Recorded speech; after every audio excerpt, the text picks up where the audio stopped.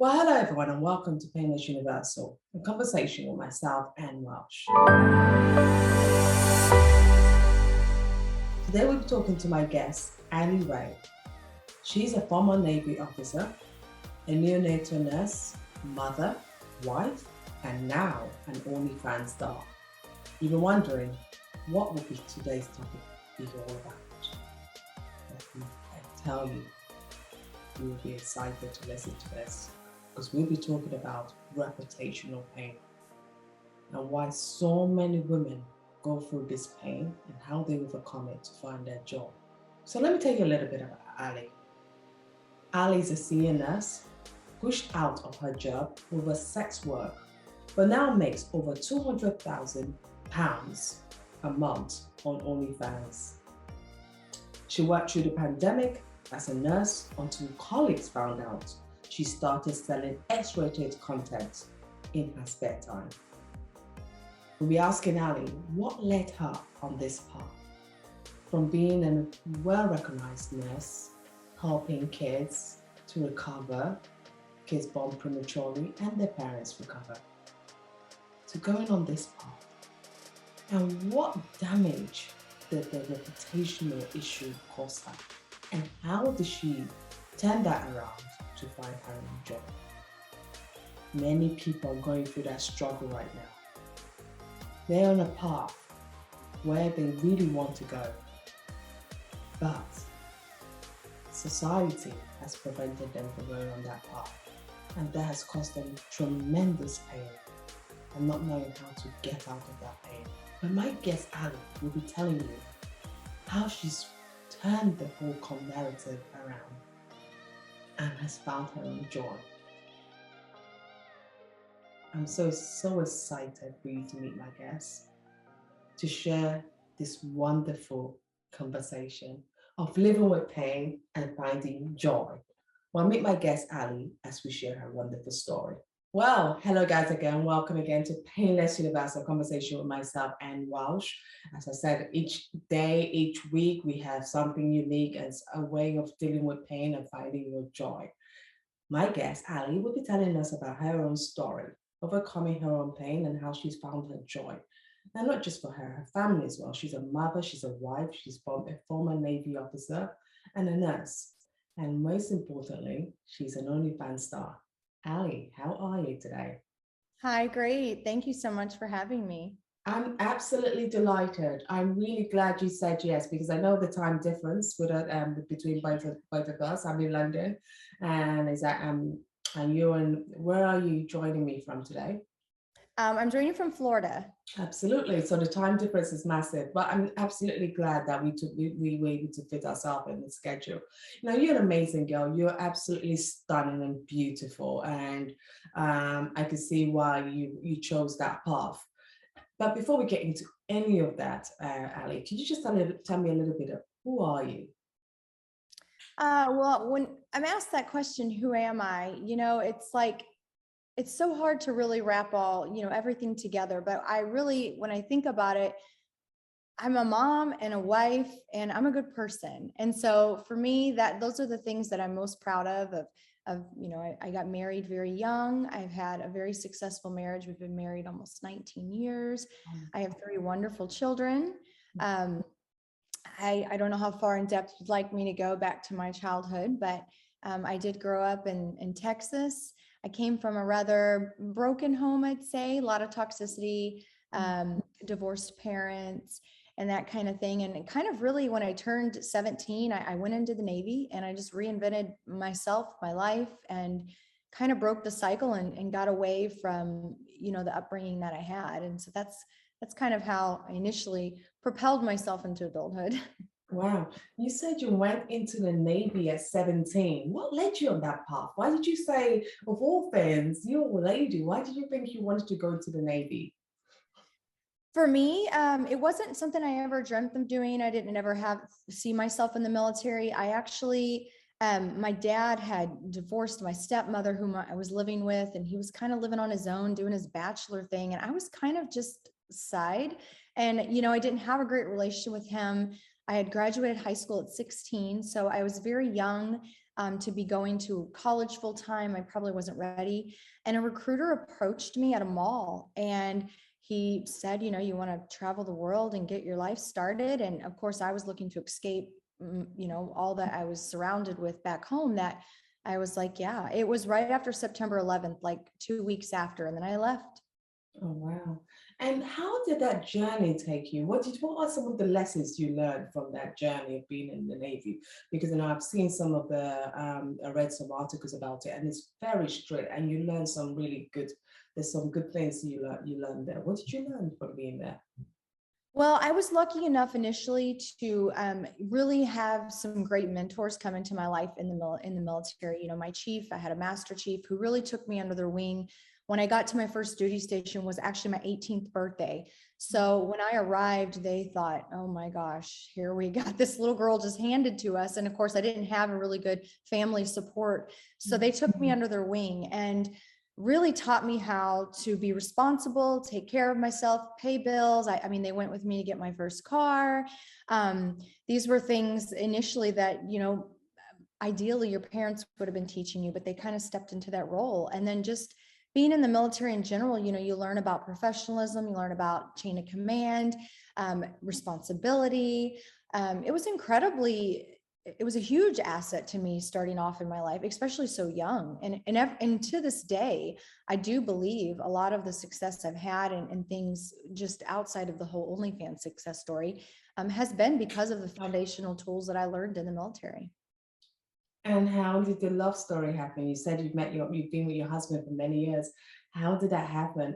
Because many people, especially when they meet their husband so young, that love relationship don't never gets carries on because it's like you met so early and you haven't had time to explore yourself. How did you meet your husband?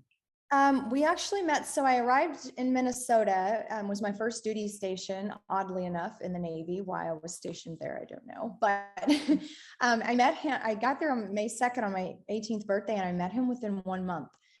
We met through mutual friends, and we literally have been inseparable since then. We had a baby, we got married, all within that first year. And yeah, that's kind of how we met right away. So Well, I've never known adult life without him, let's just say. no, that is always nice. I love that. Thank you for sharing that beautiful story about your husband and yourself. The nursing, how did you go from being in the Navy and now, you decided to leave. Why did you decide to go from the Navy now to nursing? What led you to say, okay, I think it's time, I want to look after baby? Were your babies born premature? Why did you choose that specifically side of nursing? Well, I initially, I got out of the Navy because I did almost 6 years, 6.5 years, and I got out of the Navy after Hurricane Katrina, which was in Louisiana. We went through that firsthand. And when I got out, I mean, I was scared because I had no idea what the real world was like. I mean, I had been in since 17. So nursing was a third career for me because I went on to do some marketing, management, things like that. When I first became a nurse, initially it was just my passion for science. And of course, having young kids, we had 2 young kids at that time, the flexibility for hours and scheduling was really appealing.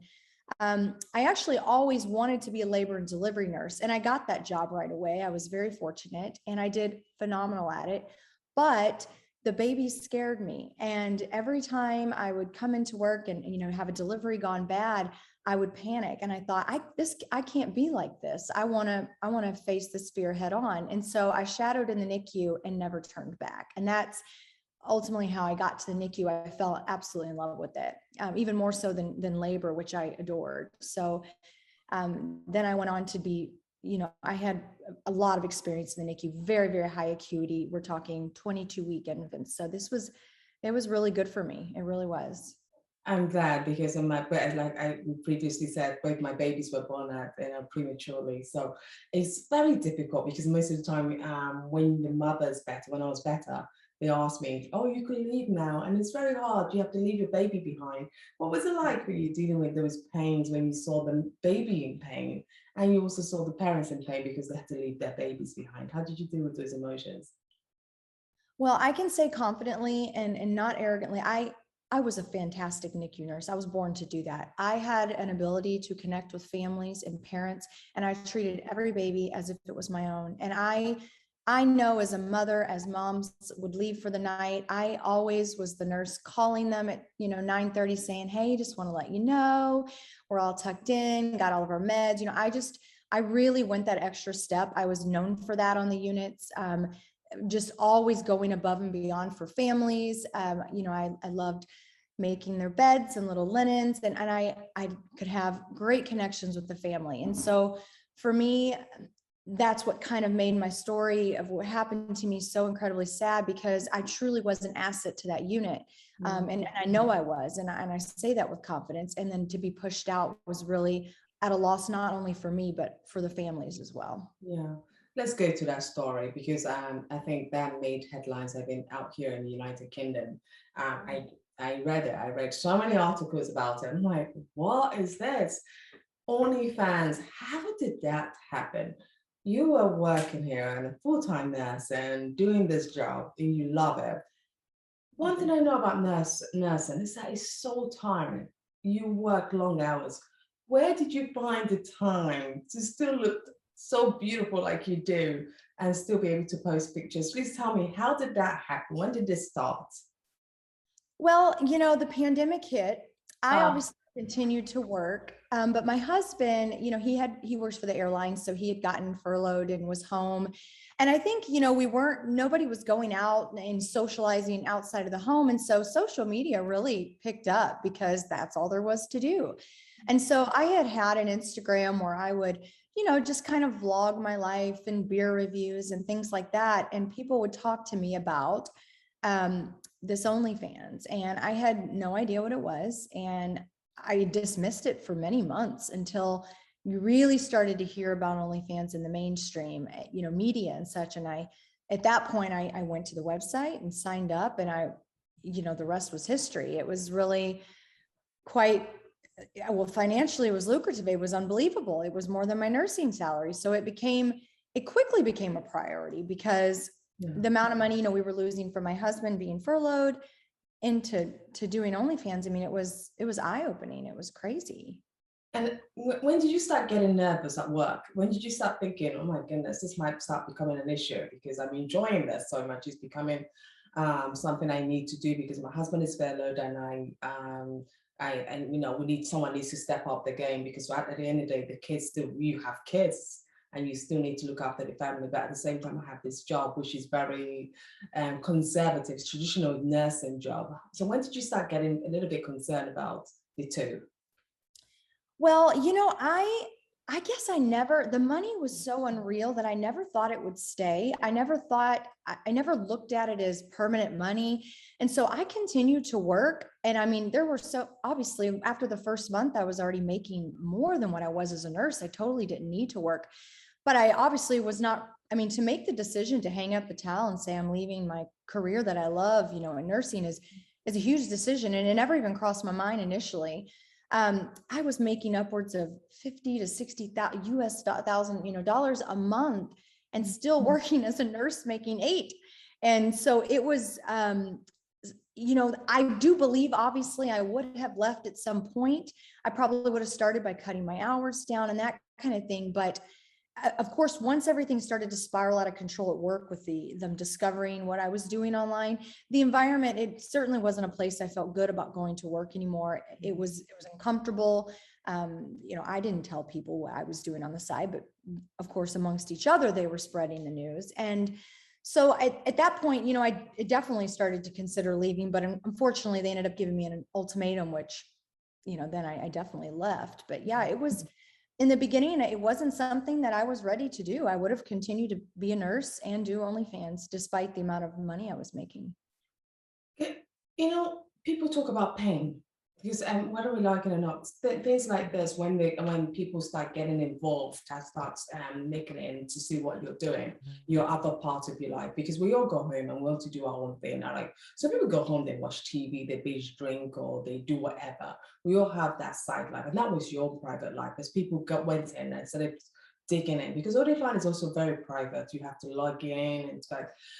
How did you ever ask yourself, how did these people really know? Did you go out to tell them, or were they just people that just wanted to say, no, why is she doing this? Why is she part of our employee? Well, what actually happened is another big media outlet had posted or reposted one of my pictures or posted me on their Instagram. It was actually like a Girls of the NHL. So it was to do with the Boston Bruins. And some of the nurses, obviously, maybe even someone seen this photo and thought, oh my God, that's Allie. And clicked it and then found my profile. Once they found my IG, obviously there's many links that lead you to other areas of, platforms that I have, such as OnlyFans. And so that's initially how it was discovered. Unfortunately, they didn't just come by and high five and say, cute pic, seen you on the Girls of the NHL. They were offended by it and not happy with the fact that I had an OnlyFans, and went to incredible great lengths to get me in trouble with our manager.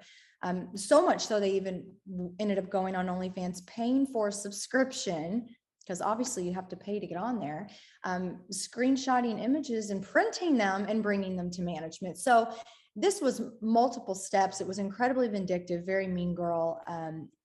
It was very, very difficult to deal with once I found out what was happening. For a couple reasons. One, I had no idea who was doing this. I just knew management was telling me somebody had brought it to their attention. Secondly, I got along with everyone. I was a very respected nurse on the unit. I had a lot of seniority. There wasn't anyone that I thought, yeah, she probably did that. I honestly got along with everyone. So it was someone that was nice to my face, which really bothered me. It became a big problem. I felt judged. I felt like I wasn't looked at the nurse who I was before, and now I was just the nurse with an OnlyFans. How did you deal with that? And if someone else is going through that pain right now, what would be your advice to that person? I look back and I think it's natural for it to bother anyone. Anytime someone's perception of you changes, especially in a negative light, when you've worked so hard to maintain the respect and an image, that's hard to deal with. But I think at the end of the day, people that are that concerned with other people's lives, and especially to that length where they spend their own time and energy to bring someone else's down, they've got a lot of more internal they're dealing with. And I think that's a hard and mature thing to come to terms with, especially when you're especially when you're putting yourself out there. You're going to have people, aka haters. And my advice would be to just keep doing what you're doing. And that's what I did. And I advocated for myself. I certainly advocated for myself. I stood up and said, hey, I'm not representing this hospital. I would never want to bring any negative light to this facility or these patients or these families. I'm still a fantastic nurse. I'm not rolling in junk from the strip club. I mean, I am still the same person doing my own thing on the side. And how dare them to really expose me in that way? There's parts of me that feels that was incredibly, that was a criminal act to do that. And so it was very disappointing. It was a very emotional time, and it's still hard to think about because it just was May. It happened in May, so it wasn't that long ago. No, it's not that long ago, but you seem to have, been able to utilize this to be a spokesperson for other young girls who might not be dealing with something very similar, but might be dealing with other kind of reputation issue, like people finding things about them on the internet and going out there to tell their manager. In your light, because you shine so much light, this has helped other people. You might not know it, but there's so many other girls out there who probably crying and shrinking that, oh my goodness, I didn't want them to find out this way, but why did they make it blow it out in such unproportion? How have you been able to find your joy now through just the OnlyFans and doing what you love in a full scale? I think for me, listen, the bulk of this is, as a nurse, as you said, you work very long hours. It is very stressful. You bring a lot of emotional weight on your shoulders. Doing what I'm doing now has provided me financial independence. I have anytime I want with my children. I can be here for breakfast, lunch, dinner. I don't miss a sporting event. I don't miss a doctor appointment. These are things that when I think about what's always been true to me in my life, and that's been my family, my kids, being a good mom. And now I have full reins of that. And so you can't put a price on that. And that's the to me, the biggest thing that I've received from this, the money, there's a lot of money coming in and that's fantastic, but it's just the fact that I'm able to be the mother that, you know, some career fields, it's not as easy. I mean, you miss a lot. Nurses you work hard, tireless hours. And so for me, that's provided the joy that we've had. And I also feel really good about, I now understand this industry, how incredibly scrutinized it is and how judgmental people can be. And I really am so glad that I am able to be a different face and a different perspective of this industry, because I don't represent your typical sex worker. I hate even using those words, but just in socially speaking, I mean, I certainly maintain, I'm still very professional. I'm a mom, wife, and I think me being able to be a different face of this, hopefully will change people's perception that maybe it's not all what it's made out to be, or maybe your perception of this industry of sex work you shouldn't judge it so much, you know? And how do you balance it with your husband? Because a lot of people might ask, okay, she's married, she has kids, and you're able to do all the things you just described earlier. How do you balance it with your husband? How does he feel about all of this, and how does he support you? Yeah, I think this is something a lot of people were shocked to hear, but this wasn't something I started and then told him kind of after the fact. We actually made this decision together. We went into it together. He now participates and is a part of it with me. So in the beginning, before we ever did this, we both were like complete, in agreement of what we were doing. And so now he's fully supported. He has his own roles within the business. This has become a business. There's a lot more that's going on, and he acts essentially as a manager for me and does a lot of the behind the scenes stuff, which is phenomenal. And I mean, being able to work side by side with my husband, have him be able to leave his job. I mean, again, just blessings there, because we have so much more family time, but he is incredibly supportive, 100%. And I understand the scrutiny he takes as a husband. And so I think he's done a fantastic job really fending off a lot of that negativity that sometimes comes his way too. I'm really proud of you. I'm proud of how you've opened up, you've shared your story, you're encouraging other girls that it's not an easy path to go along because you enjoyed what you were doing. My final question to you, Allie, is that so many other girls might be listening, and even young boys might be listening, thinking, I want to go on this career path. What advice would you give them? Solid advice about the challenges that it brings, because as much as it brings so much joy to you, have the financial reward. What are some of the challenges, and also some of the challenges about switching careers when you're in that, you're in a very booming career, but all of a sudden someone might just say something about you. How would you advise someone to deal with that reputational thing? I think if this is a path you would like to explore or take down, I think the most important piece of advice I can give in the beginning is to really be okay with your decision, because and make sure you're not doing it just for financial purposes, because the last thing you want to do is push your own boundaries and limits that you have within to produce content that you're not comfortable with putting out there. I think every time you do something and post it online, it is incredibly important that you don't know where this is going to go. Right now, it's behind a wall on your OnlyFans, but that doesn't mean it's going to stay there. So you need to be okay with the fact that it could leak. That piece, I think, is for starters. And especially if you're in a relationship, you need to be solid with your communication with your partner, because this can bring up a lot of emotions in any marriage or relationship.